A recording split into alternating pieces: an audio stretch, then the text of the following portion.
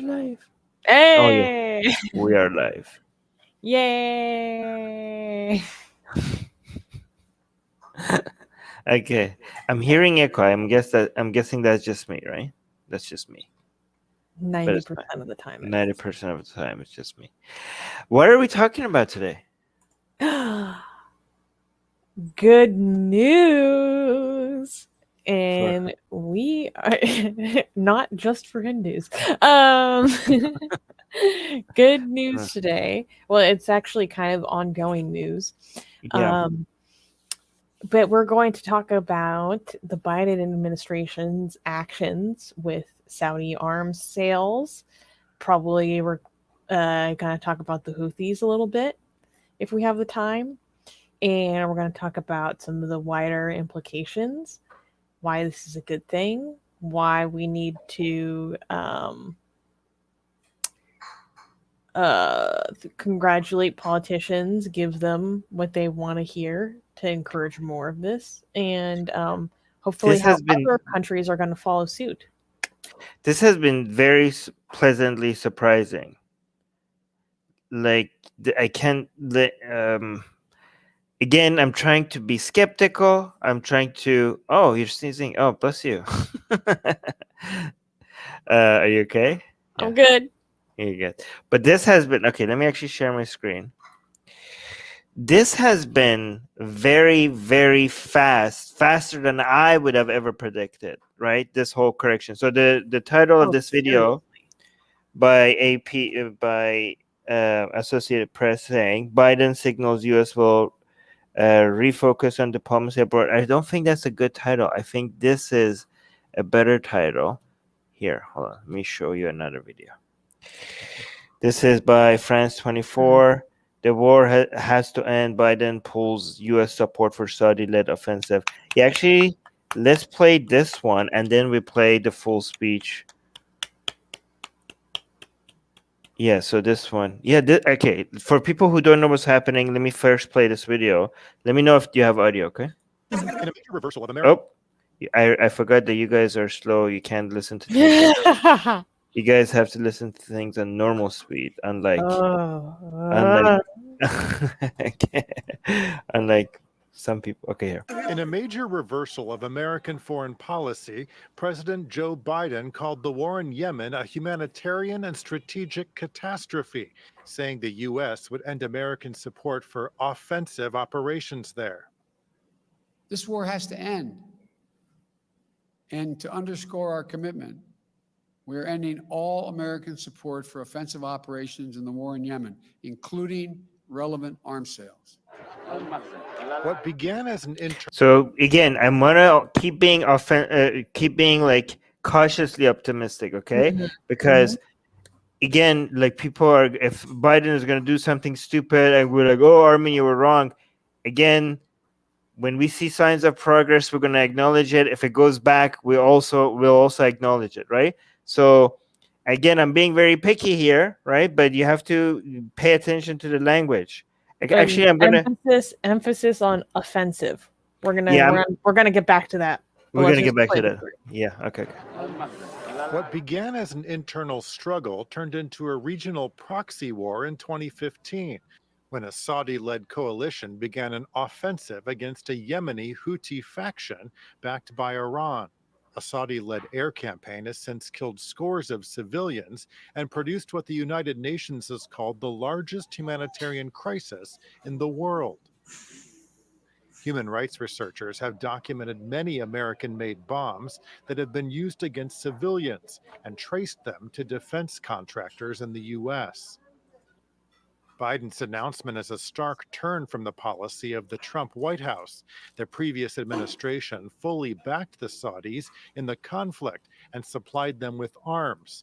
And then Secretary of State Mike Pompeo branded the Iranian-linked Houthi rebels as terrorists, a move complicating Biden's desire to restart diplomacy with Iran. He by the way, he reversed that. He removed them. That's another stream on its own. So we're gonna have to talk about that. About it like a little bit. But yeah, okay. We're going to continue. While pulling support from the offensive, Biden said the U.S. would still support Saudi Arabia's right to defend its territory and its sovereignty. So let's actually look at what Biden actually said. Let's listen to this. By the way, I don't understand. Like, Associated Press has like a million and a half subscribers on YouTube, and look at the quality of this video. What the hell is this? It's like goes all the way to 360p. Like, what is it? Like, can I not get like some high def stuff? What is this crap? Anyways, I'm announcing. oh, again, this is double speed. By the way, let me just tell you, a lot of people told us, see how it's really hard for anybody to prove me wrong, because I'm always skeptical anyways, right? Yeah. Because I'm always, so like people like, there's not that many times that you could do got you. But look at how, like, where are all the people that told us that Biden would never do this and how certain they were about all of this, right? Where are they? Like, so many people like, oh yeah, Biden will never end any wars, or like he's not going to pull support from the Saudis or anything like that. But let's. I think that he's going to start wars.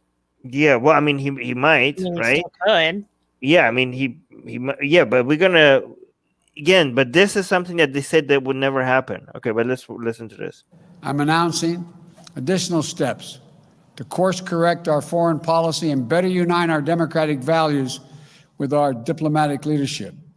To begin, Defense Secretary Austin will be leading a global posture review of our forces so that our military footprint is appropriately aligned with our foreign policy and national security priorities.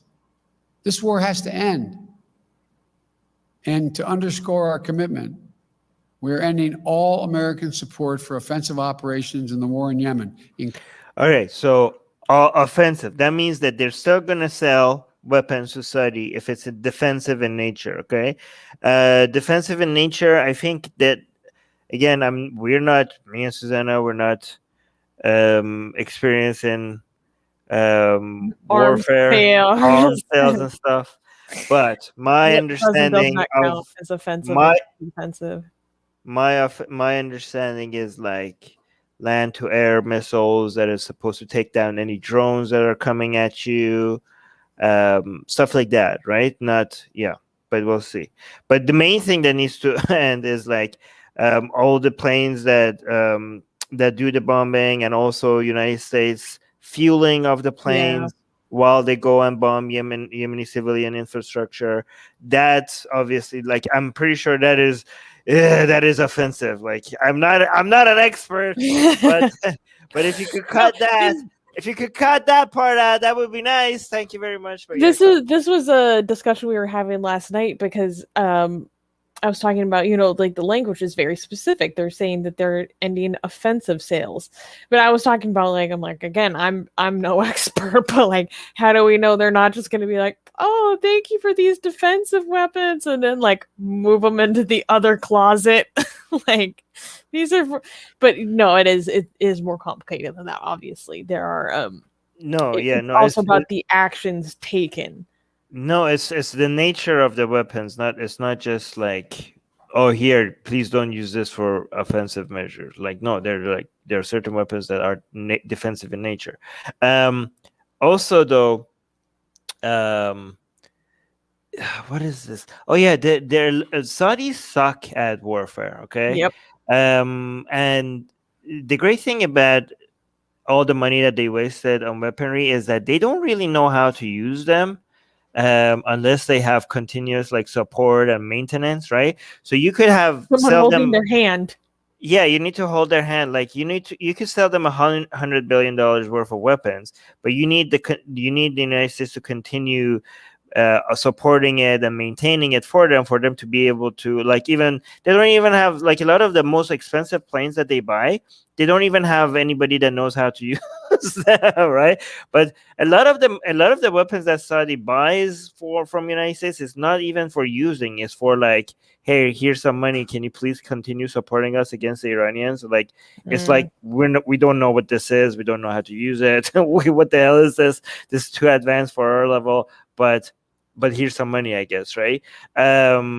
I mean, without maintenance and without continuous support, a lot of the stuff that they already bought is useless. And I'm hoping that lack of support for offensive, that means that includes like maintenance and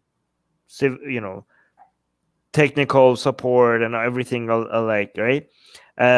Which means like a lot of the activity without United States support, a lot of the offensive of Saudi will just stop. It'll just stop because they can't do it by themselves, right? I mean, they can't even feel. Let's continue. Including relevant arms sale. So, another thing is that a lot of people are criticizing Biden for being like, "Oh, we're still going to defend. We're still going to make sure that we defend Saudi Arabia against Iran, right? Like, if there's any offensive from Iran, United States is still going to support Saudi Arabia." People are like, "What?" I mean, and these are people who have no idea about. Like, do you really think like that would stop? Like, how, like, this shows how out of touch they are with world politics to think like Biden could come in and say like, "Oh yeah, by the way, if Iran attacks you, we're just going to stand by and do nothing." Like, the fact that they had such an expectation for United States to completely remove any not just like "Oh yeah, thank you so much, Biden, for not supporting Saudi Arabia in their offensive against the greatest humanitarian crisis of our lifetime." Yeah. But can you also not support at all your ally and also your interest in your oil supply and complete destabilization? I can't speak, of the region. Like, also, like, if make sure that if that happens, you signal to the world that you're not going to step in at all. Like, can you also do that? Like, the fact that some people think that United States should go all the way to that, it shows how unrealistic they are about what is even possible, right? This had to come. Like, this is when you know that Biden understands diplomacy. This is actually one of Biden's. I'm pretty sure, like, when it comes to talking about Islam, he's gonna suck. When it comes to talking about woke stuff, he's gonna suck. Yeah. But international politics, I don't know. Like, this is one thing that Biden is very experienced in.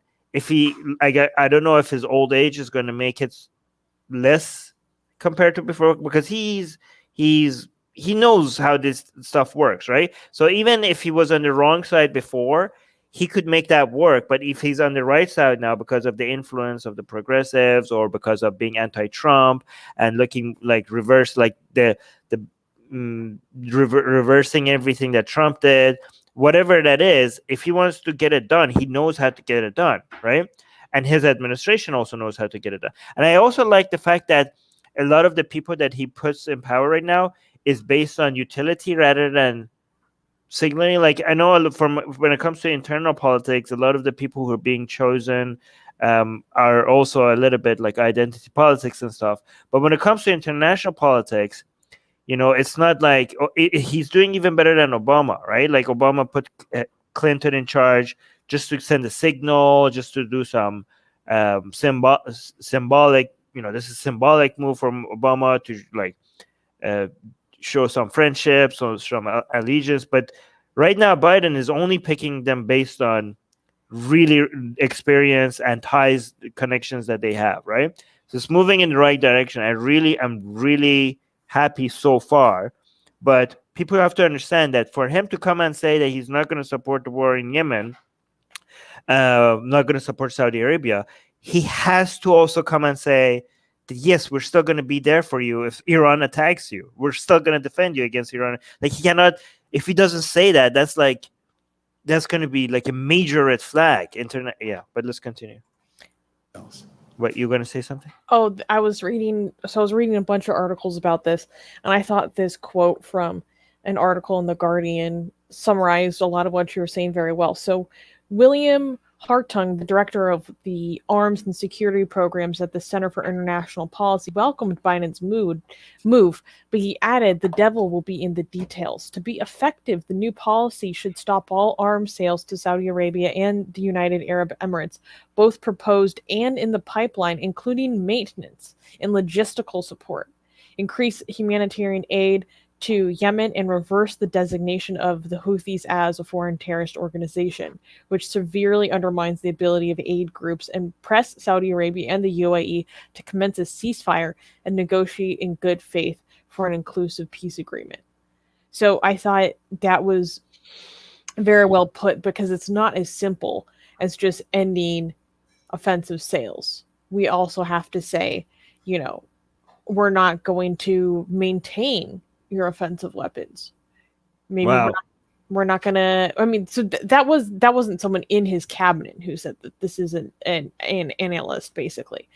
But we can't be involved in still making those same gears turn in the same way. And he also touched on the designation of the Houthis, which was since reversed after this was written.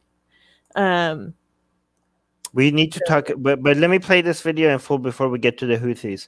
Music Guy is asking a question. I'm not even sure if we get oil from Saudi anymore. Thought we were almost independent. Okay, Music Guy, it does, like, it doesn't really.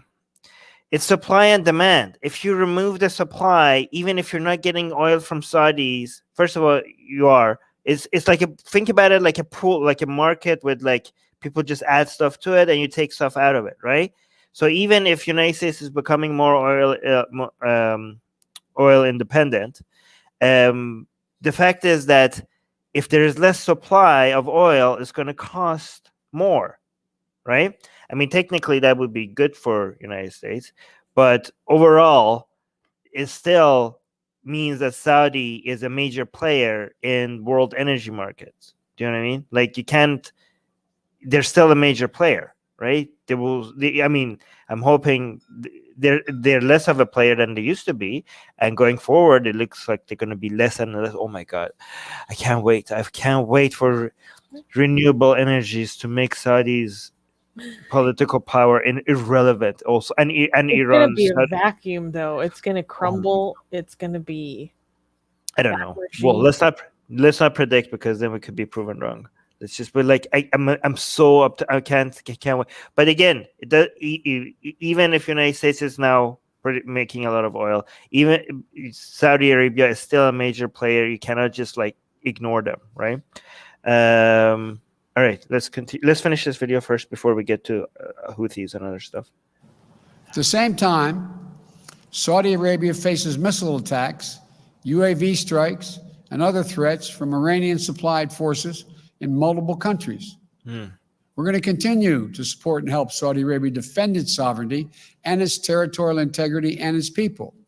I'm approving an executive order to begin the hard work of restoring our refugee admissions program to help meet the unprecedented global need.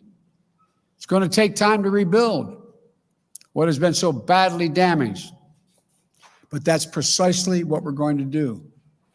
This executive order will position us to be able to raise the refugee admissions back up to 125,000 persons for the first full fiscal year of the Biden-Harris administration. And I'm directing the State Department to consult with Congress about making a down payment on that commitment as soon as possible. All right, so that's about something else. Why is this getting more dislikes than likes? A lot of people are really not a fan of his refugee policy. That's one thing I've been seeing from. So okay, so actually, Darwinian atheists also ask us, what do you think about the Houthis? Yeah, the Houthis are a garbage group of, like, they are.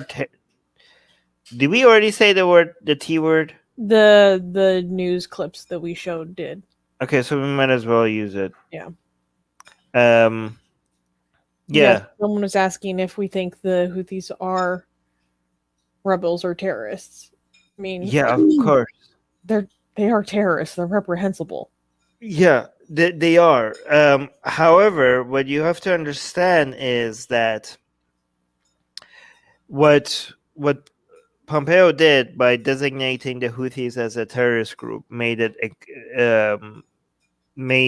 I think it's the first time, because to make an entire government designated as a terrorist group. you might say like, well, no, Iran, no, Iran is considered a state sponsor of terror, not a terrorist group. The IRGC is considered a terrorist group, Hello. but the IRGC is not the entire government of Iran, right? There's a difference between designating a group as a terrorist group and then a government a terrorist group. Like, and there's difference between designating a government a state sponsor of terror compared to designating them as a terrorist group. These are very, very, the consequences of these are very different, right? And the reason why Pompeo managed to do that is because they don't even consider the Houthis to be the government. They have this other government, Saudi-backed government, the United States Trump administration supported, which is a joke. The Houthis are in control. They're not officially the government, but they're technically the government. They're in control of the majority of the country. So. Right. So Pompeo just came in and he just made the Houthis, they made that entire government, a government of a country for the first time that I know of, at least, labeled them as a terrorist group, which, because they're in control, it has a devastating effect on any humanitarian organization or nonprofit or NGOs to come and respond to the world's greatest humanitarian crisis in our lifetime. Yeah. Right? Yeah. Like you have hundreds of thousands of people dying, millions of children at the point of starvation. Not even just children. I think it's something like 13.5 million people on the brink of starvation. Yeah, and 80% of Yemen's population is in dire need. 80%. And imagine you have like you're a charity group that is trying to reach out to the children, and because of the level of influence that Houthis have, you are gonna at some point get in touch with the Houthis, right? You have to. Like, you're gonna be connected to them at some point. And now, if you label them as a terrorist group, your entire organization will forever be marked with working with terrorist groups. Forever, right? This is the difference between designating a government as a state sponsor of terror, because if you designate them as a state sponsor of terror, you still will be able to do humanitarian works within, like, for example, Iran's government is considered a state sponsor of terror, rightfully so. But that doesn't come with the limitations that you get if you just label them as a terrorist group. For example, the IRGC in Iran is considered a terrorist group, and if you work with them, the consequences for that is a lot more dire than working with any government, any other government staff or organization within Iran, right? So that's why a lot of humanitarian organizations still do work in Iran, but they try to make sure that they never come in touch with anything IRGC related, or else they're going to get screwed, right? So if you're in charge of like a charity or something, you're like, you know what? Screw it. I can't work with Yemen right now, like, because we're gonna go find hungry children somewhere else. If I don't know when I'm gonna go get in touch with the Houthis if I try to find starving children in Yemen. But Pompeo, he didn't care. He's just like, and this is in the last days of the Trump administration. Part of the thing is, I don't even think we can. Actually, no, I know for a fact we can't say it. Just like look up what the Houthi slogan is. Okay, go look up like what their motto is, and then he's basically. I think some of the intention was to have it look so bad on anyone who removes that designation, because you do a little bit of research into these people and you're like, this is reprehensible. Their slogan, Their motto is something that we can. The Houthis' motto is something that I don't think we can say. Just go on Google and search for the Houthis' motto. Okay, like their official motto is something that will get us kicked off of YouTube. Okay, so that is like, oh my god, like so I think like it makes it. Yeah, so he's trying to put egg on the face of anyone who's removing the terrorist designation for a group that has that as their motto. Right. Because I mean, like, yikes. But also, like, it's I was let me see if I can find it again. So while you look for that, I just want to stress out how evil Pompeo was, right? Because for the sake of his own career, for the sake of the signaling to the people that he wanted to signal to, and Booth says, like, on his way out, he did something that would have been responsible for so much suffering of civilians, and he didn't give a crap. Like, this man, like, if this is not evil, I don't know what else is. Like, this is one of the worst things they could do. The number of people that this would have affected by just this decision. This man, if there was a helmet, okay. But I was surprised by Biden's administration, because I thought, like, you don't want to be the administration that removes the Houthis from being labeled as a terrorist group, given that that's their motto. I thought it would be more complicated. I thought it would be like more convincing. Like, Biden came in and just like, nope, we're gonna remove the Houthis we're gonna remove them. We're gonna remove them from it. I was like that. I'm like, what is happening? Like, I'm getting whiplash from Biden. Like, this again. I know Biden is gonna do stuff that we're gonna be like, God damn, Biden, this is so bad. I know. Okay, but so far, we've been getting a lot.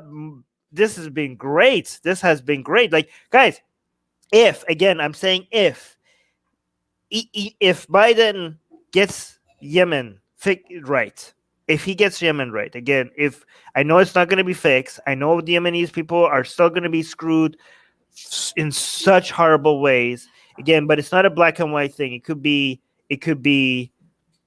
different versions of hell. Okay, without U.S. support, it's still going to be hell, but it's not going to be as hell. It could be worse, right? But if the number of people affected could be, instead of, I don't know, another 100,000, it could be another 50,000. Okay, so but so don't think in black and white. I'm just saying that if Biden gets Yemen right, even if he gets everything else wrong, okay, even if he be like, oh, I don't like what he's doing in Afghanistan, I don't like what he's doing with Iran, I don't like his I don't like the identity politics he's doing, I don't like how he speaks about Islam, all of that, if every single one of them, if he gets wrong, if he gets this one right, then electing him would have been like, makes it worthwhile, right? Like, you got the return on the investment that you needed. But go on, Susanna. And I mean, I think that that's really important. One, just because of how bad of a humanitarian disaster this is, we have to care about the people on our planet, right? And then also, it's important for the United States to get its human rights record back on track, because it's gonna take another 50 years to clean up, but yeah. No, true. But like, we were watching about Taoism yesterday, right? What is it? A journey of 1,000 miles starts with one step. Okay. See, I learned something. Wait, for people who didn't watch that, we don't endorse Taoism, just to be clear. But go on. Anyways, so, and that's important because that gives us more credibility when going in to try to demand better human rights records for other countries as well. It also serves us in terms of having frickin' American who are so navel gazing that when we're trying to address one humanitarian issue, they want to say, oh, well, what about this? What about Saudi Arabia? Which is a fair criticism, but it's not useful whataboutism. when it is whataboutism. You know what I mean? So I want our record to get right so I can stop hearing about that BS. But okay, so here's what I was looking for. So this was about the announcement that is about the revoking of this designation. President Joe Biden's administration will remove the Iran-backed Houthi rebels in Yemen from the Foreign Terrorist Organization and specially designated global terrorist list, the State Department confirmed Friday. The last-minute decision by former President Donald Trump's administration to designate the group that controls 80% of Yemen's territory was widely condemned by international organizations for cutting off the delivery of critical food and aid to a country on the brink of famine. So this is a quote. After a comprehensive review, we can confirm that the secretary intends to revoke this designation. The State Department notified... So the decision comes 24 hours after the Biden administration announced an end to American support for Saudi-led offensive operations against the Houthis in Yemen, including a freeze on arms sales to the kingdom. And so the State Department officials said Friday, our action is due entirely to the humanitarian consequences of this last-minute designation from the prior administration, which the United Nations and humanitarian organizations have since made clear would accelerate the world's worst humanitarian crisis. The official added that the decision to revoke the Houthis' designation has nothing to do with our view of the Houthis and their reprehensible conduct, including attacks against civilians and the kidnapping of American citizens. So it is a further vital, correct decision to bring hope to Yemen's crisis-stricken population, said David Miliband, the president and CEO of the International Rescue Committee. So the designation of Ansar Allah would have done nothing to tackle terrorism and everything to make humanitarian aid and commercial traffic impossible. So I thought that was a really important, obviously that's an extremely important part to keep in that statement, is that this has nothing to do with, this is not a statement on the behavior of the Houthis. This is a pragmatic decision, basically. Like Senator Tom Cotton from Arkansas, he's a real hardcore Republican, was posting about how he rejects this decision and it's so bad, blah blah blah. Like, can you believe this? Like, this is the group's motto. He released this whole statement. Like, you're gonna, with a group that has this motto that I can't even say on YouTube, like, you're gonna revoke the terrorist designation from them. Yeah, just guys, go read it. Jesus. Like, it has nothing to do with the views of the Houthis. Like, because everyone here condemns that views and behavior. This is the difference between decision. This is the difference between people doing symbolism than doing something that's pragmatic, right?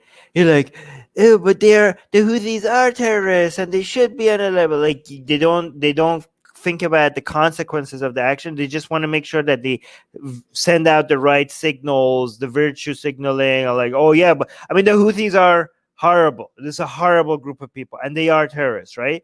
But so you're like, oh well, they are, so you should put them on, mark them as a terrorist group. Like, well, yeah, but look at the consequences. Again, this is the difference between your morality being based on principles or being based on consequences. If you actually care about reducing the amount of harm on the highest number of people, especially civilians and children, then this is a horrible move.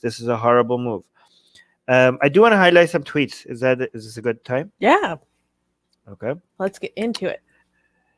So I do want to see what some other perspectives are. So let's see.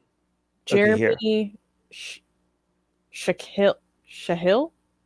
Independent journalist, co-founder of The Intercept. Oh, okay. Okay. If Biden ends U.S. involvement in the Saudi genocidal campaign in Yemen, that's great. Never should have been. Meaning, I guess we never should have been involved. But never forget, it was the Obama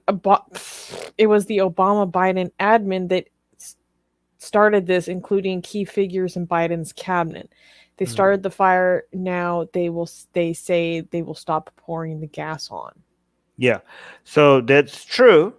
Don't forget that, but don't let that stop you from encouraging this. Okay, see, this is the difference between people being black and white, right?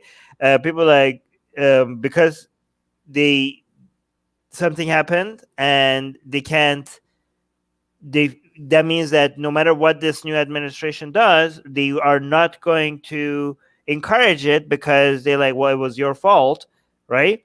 But the thing is that if you want to not encourage it, then it's going to continue, right? So again, this is the difference between thinking about consequences rather than principles, right? You could remember that it was the Obama-Biden administration that started this support, while also encouraging and being, yay, thank you so much for Biden administration for ending this. This is not a contradiction.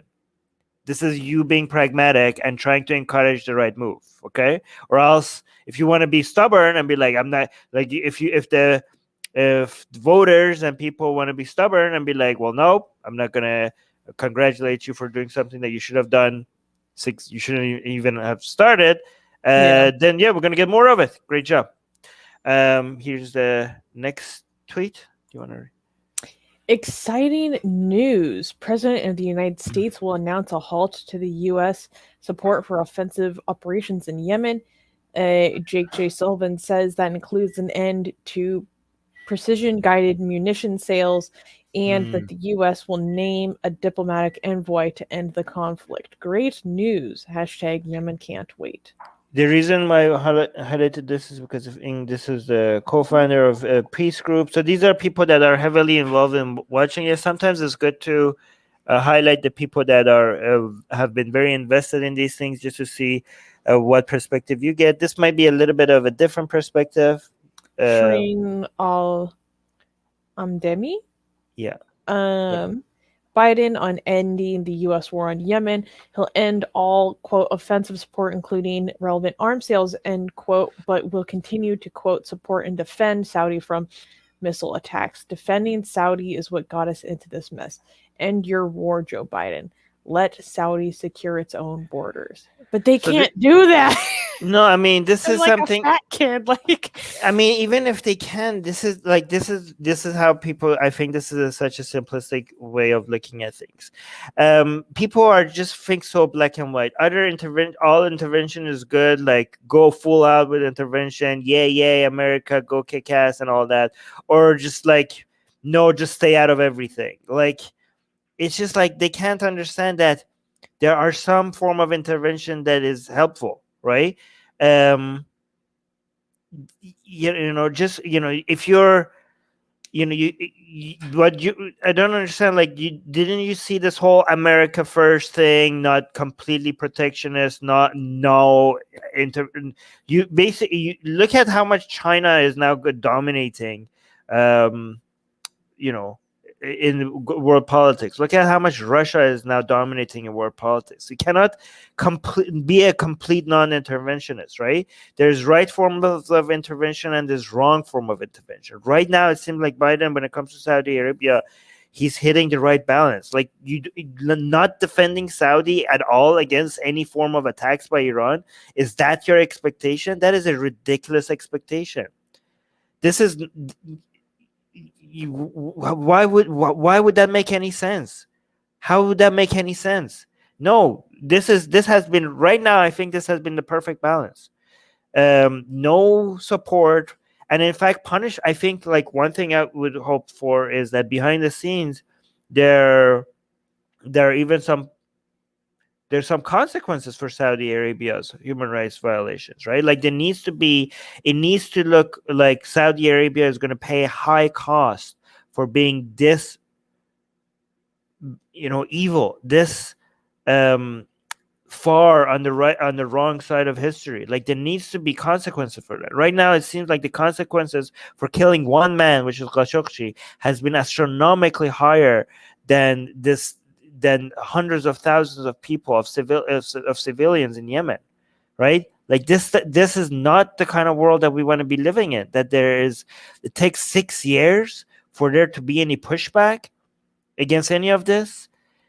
There needs to be, like, I want Saudi Arabia to feel like they have lost all their key allies because of these decisions. Like, I want them to feel that. I want them to know that, right?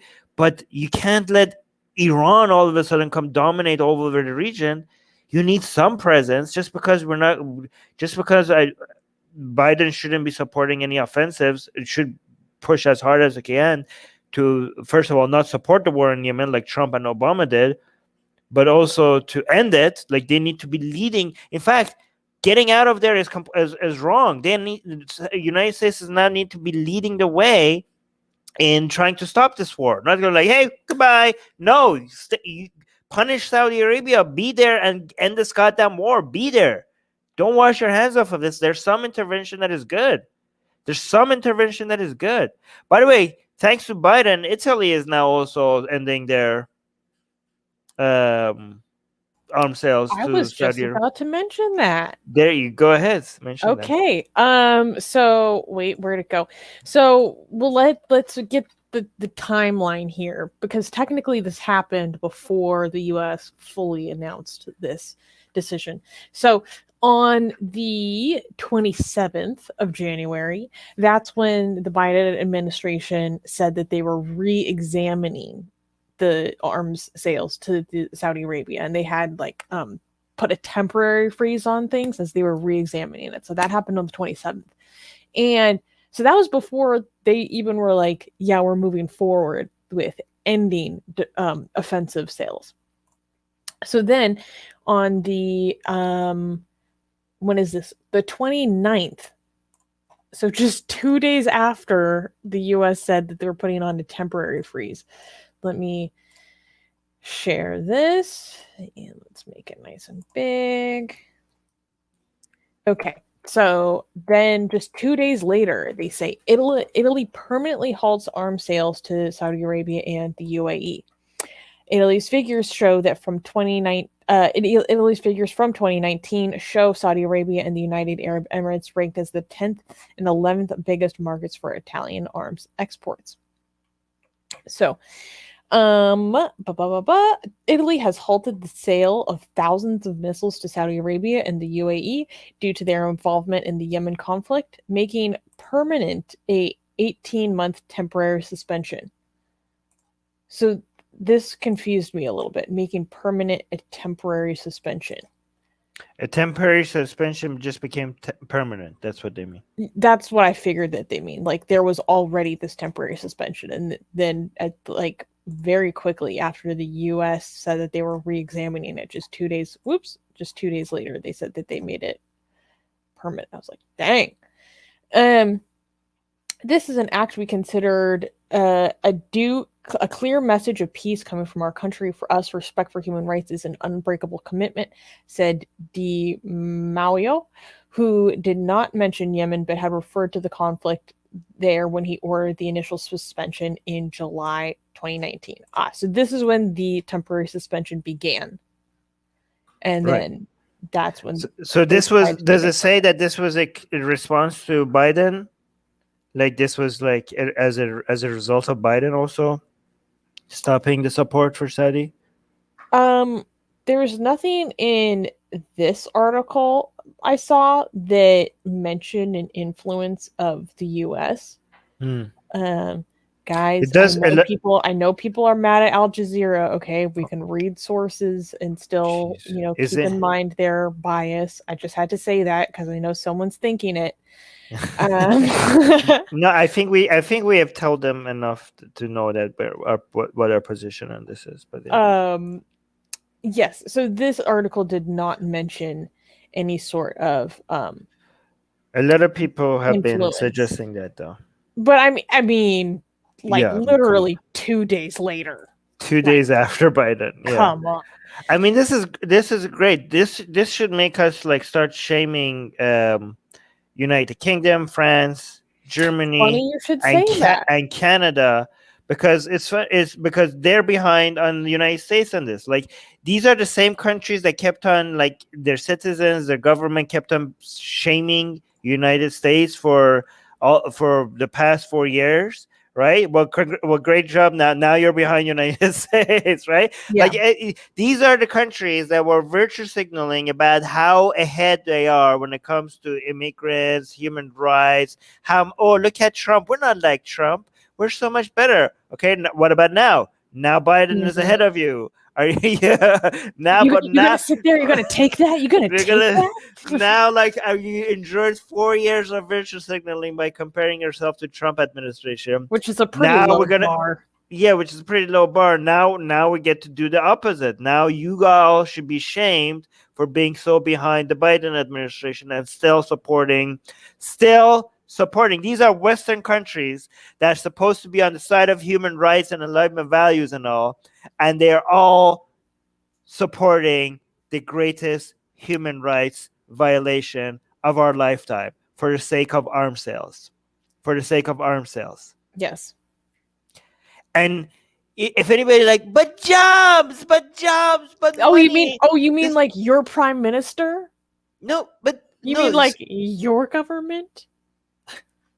no. Okay, so the people that say I heard so many times, like, when I said Trump is a war criminal, and so is Obama for their support of Saudi Arabia on the war against Yemeni people. I said that. I heard so many people tell me, but Armin, they're like either her jobs or I like, this is what everybody does, Armin. This is what every president does. Well, apparently not. Apparently jobs is not a good excuse. It's not enough excuse for us to continuing. If your job is dependent of children dying, then you shouldn't have that job. And people are like, yes, Armin, but you don't understand. You're so naive. This is not how the world works. You live in La La Land. Apparently, the Biden administration proves that I didn't live in La La Land, that it is possible to put human rights ahead of job creation if your job depends on blood money. Okay, apparently it can be done. Apparently it's possible to do this.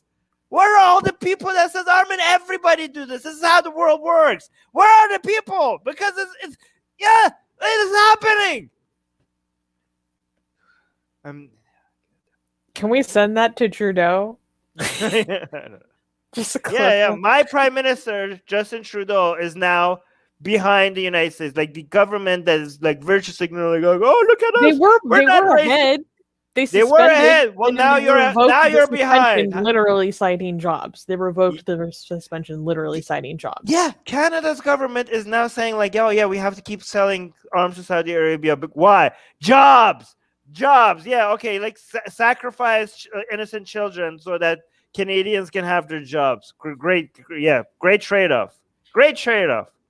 But I actually wanted to read a little bit more about the situation with the UK because I thought this was interesting, and The Guardian had some interesting commentary on this, and this would provide more background information to people who are unfamiliar with how the UK comes into this and what this could mean for the UK. So the US decision, implemented fully, will increase pressure on the UK to suspend arms sales to Saudi Arabia. The arms manufacturer Raytheon has already removed some orders from its books, according to evidence given to the British Arms Control Select Committee this week.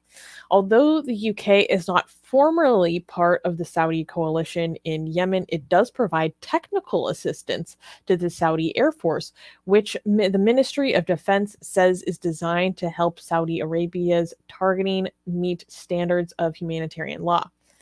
Anna Stavrakakis, professor of international relations at the University of Sussex, said, quote, the UK now risks looking even out of step with the European Union member states and potentially with the US, which leaves the UK looking very isolated. For a country that is very interested in being the forefront of the rule of law and interested in being seen to be at the forefront of the rule of law and multilateral arrangements, I think that it is a very dangerous position for the UK government to put itself into. But the UK will be deeply reluctant to follow the US lead since the UK has licensed at least £5.4 billion worth of fighter jets, mainly Typhoons and missiles, since the air campaign began in 2015. And then it goes into re-entering the Biden administration, talking about re-entering the nuclear deal with Iran, but we can't even talk about that today. You know, this is such a difficult position that make, like, the fact that there are a lot of people, a lot of Americans that are going to lose their jobs because of Biden's position on this, right? And that makes it such a more brave position to take. Like, this is like stopping this has no, when it comes to the people that could vote for you, because the people that are going to lose their job in the United States, when it comes to lobbyists, when it comes to, you know, the deals between United States and Saudi Arabia, everything suggests that this shouldn't go through, right? And yet Biden is pushing for it. Like, so, I mean, if you're, I know there's a bad record. Biden has a bad record. Obama has a bad record. Trump has, United States has a bad record in the past couple of years. But if it's moving in the right direction, even if it's moving in the right of upholding human rights, even if at the same time somewhere else they're not, you push for this. You push for this. Yeah, that's another fight. We fight that other fight. Like, you're like, oh, Biden with China is not going right. Biden in Afghanistan is not doing the right thing. Okay, that's another fight. We'll fight those fights, whatever those are, right? But this, you push for this. But go on. I also saw that when they were talking about this arms deal, that they're going to declassify information about Jamal Khashoggi's murder. Wait, what? Yes. Did you hear? You didn't hear about that? Mm-mm. I'm like, holy crap, you guys! Like, that so might be. That's when we're gonna. I'm waiting for more information, but that's potentially explosive. Yeah, I'm really looking forward to more information on that, because that, from what I hear, that likely implicates MBS. Yeah, but don't be too don't be too optimistic, because sometimes, a lot of times, we're waiting, and they declassify, and sometimes it just confirms the things that we already know. Sometimes, like, you know, it might be very juicy, but we don't know. Well, okay? Still, government confirmation of stuff that journalists reported on is still a big deal. But don't overpromise about how change. I'm not promising anything. I'm not in charge of let me. Yeah, I know, but it might. You know, I'm just trying to manage people's expectation. I'll be like, I was promised something so huge, and then nothing happens. Okay, so just being careful here. I'm just being careful. All right, so I think we're good. We covered this. We are supposed to cover. This is important for us to cover. Okay, I know this doesn't get as many views as some of the other stuff we do, but god damn it, this needs covering, right? This is one of the most important things that happened this year already. Yeah. This is like, this is our Rwanda. This is our never forget thing that people are gonna be like, if on this and on the whole China situation, when it comes to the million Muslims in concentration camps and stuff, if you're not more than that, like, yeah, way more. But if you're not taking a stance on these two things right now, you're gonna be one of the people that future generations are gonna be like be shaming and wondering, shaking their head, and we're like, how do we let this happen? Okay, while they're ignoring their own thing at that time, by the way. Anyways, it's okay. Yeah, don't be one of the people that didn't take a stand. Okay. Okay, cool. All right, we should end this here. Oh, just make sure you subscribe to our newsletter. If you subscribe to our newsletter, you get free blasphemous art. And I'm going to spend time in updating the booklet. I'm going to add more blasphemous art to the free booklet that you get if you subscribe to our newsletter. And you also get my book for free. Yes. That's most people subscribe to our newsletter to get free blasphemous art. Sexy blasphemous art. Sexy blasphemous art. It doesn't have the Bobs and Vagine. The Bobs and Vagine. I should put Bobs and Vagines in my book. No. No, guys, the Bobs and Vagine is on Patreon. So if you want that, yes, if you want sexy blasphemous art that has nudity, then you have to be a patron. But the no nudity version that is still very sexy is for our newsletter subscribers. And I'm also going to try to move ahead with our merch with blasphemous art, trying to figure out how to do that. Yes, I know so many people have been asking for that. We'll figure it out. Anyways, subscribe to our newsletter, link in the description, and see you guys soon. Bye. Bye, babies.